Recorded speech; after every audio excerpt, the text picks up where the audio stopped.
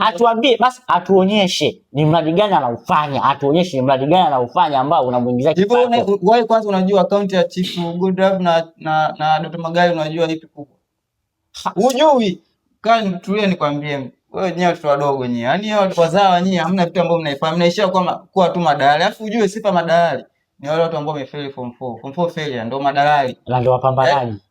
Udalali sasa. Yaani failure hao ndio wapambanaji. Upambanaji gani? Yeye unaona kama akikutana na mtu unga unajua anapenda kile kitonga. Chief ushafilisika mjini. Unajiita mjini.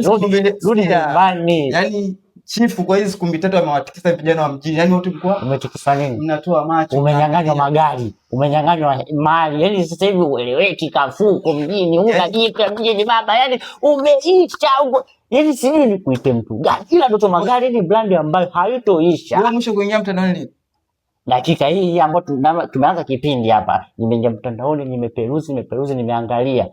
Nafuatilia Dr. Magari kuanzia nyie watoto wazawa wa jiji.